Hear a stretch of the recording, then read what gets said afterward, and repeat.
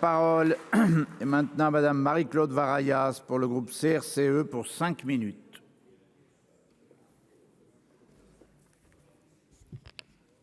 Merci Monsieur le Président, Madame la Ministre, Monsieur le rapporteur.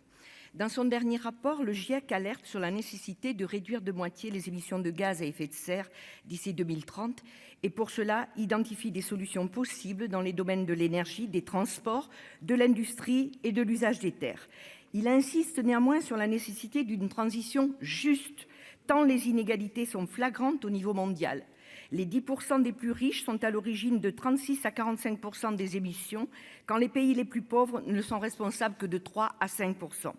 En matière de déploiement des ENR, nous faisons figure de mauvais élèves, puisque nous sommes le seul pays à ne pas avoir atteint notre objectif de 23% dans notre consommation finale d'énergie, lorsque l'on sait que l'objectif est de 33% à l'horizon 2033.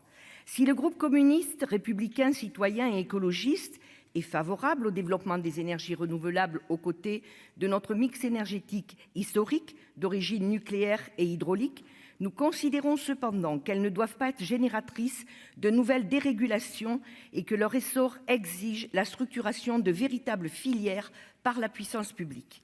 Nous savons que la théorie qui consiste à laisser faire le marché s'avère extrêmement coûteuse pour les usagers. Ce projet de loi, en défendant une accélération intensive des projets plutôt qu'une planification réfléchie en amont, propose la manière forte, avec le risque de s'avérer contre-productive en radicalisant les oppositions et en éloignant les citoyens des enjeux de la transition énergétique. À l'occasion de la concertation que vous n'avez pas manqué, Madame la Ministre, d'organiser autour de ce texte, nous n'avons pas manqué aussi, nous, de vous renvoyer la voix de nos territoires, élus, associations, citoyens, qui, face à des implantations quasi imposées, exigent légitimement de prendre toute leur place en amont des projets. Le rapport présenté au nom de la Commission d'aménagement du territoire et du développement durable par notre collègue rapporteur Didier Mandelli, qui remanie ce projet de loi de 129 amendements, insiste sur les avancées nécessaires en matière d'acceptabilité et de planification des projets, mais il demeure cependant dans ce texte des adaptations de procédures administratives qui constituent des reculs démocratiques, comme notamment la consultation des citoyens par la voie électronique, alors que ce sont précisément les territoires concernés par ces implantations qui sont les plus éloignés du numérique. À cet égard d'ailleurs, je cite le Conseil économique, social et environnemental qui recommande d'aller chercher la contribution des personnes silencieuses et des invisibles en veillant à prendre en compte l'électronisme. Il prône aussi l'évaluation a posteriori de la concrétisation des engagements des porteurs de projets. La procédure simplifiée de modification des documents d'urbanisme est de nature, elle aussi, à faciliter les atteintes à l'environnement. Par ailleurs, et vous le savez, Madame la Ministre, ces nouvelles procédures accélérées ne pourront être efficientes sans renforcer les moyens humains des services de l'État, comme ne manque pas d'ailleurs de le relever le Conseil d'État. Ce projet de loi défend un modèle visant à décarboner la production qui, selon nous, doit aller de pair avec la notion de sobriété vue sous l'angle, par exemple, du soutien au transport collectif, dont le ferroviaire, et l'isolation thermique des bâtiments. Face au prix de l'énergie, face aux attentes des Françaises et des Français, nous devons être le plus efficace possible.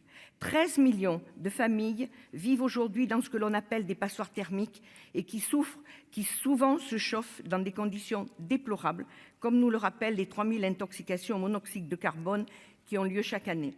Il y a urgence à soutenir un grand plan de lutte contre la précarité énergétique en capacité de créer des emplois non délocalisables avec de vrais résultats en termes de confort et de pouvoir d'achat des ménages. Par ailleurs, mon groupe ne soutiendra pas les modèles de financement hybride promus dans ce texte en matière de partage de la valeur. Ce système aboutit à différencier le prix de l'énergie en fonction de la localisation des clients et en contrevenant ainsi gravement au principe d'égalité entre les usagers. S'il doit y avoir un retour économique lié à la présence de ces installations, alors il doit revenir aux collectivités locales qui elles, gèrent l'intérêt général. L'énergie est un bien commun, un droit fondamental et universel car il permet l'accès aux autres droits que sont l'eau, l'accès à l'eau, à la santé, à l'éducation, à l'emploi, à la sécurité, à l'égalité entre les hommes et les femmes. La libéralisation des marchés de l'électricité, engagée en 1996, a conduit à l'éclatement du service public de l'électricité et du gaz. Les ENR doivent être sortis des griffes du marché pour être développés là où elles sont le plus efficaces, en ayant pour critère l'intérêt collectif et celui de la protection de l'environnement. Si effectivement ce projet de loi amendé par la commission comporte quelques avancées, notre vote dépendra des débats et des amendements qui en résulteront. Je vous remercie. Merci, cher collègue. La parole est maintenant Madame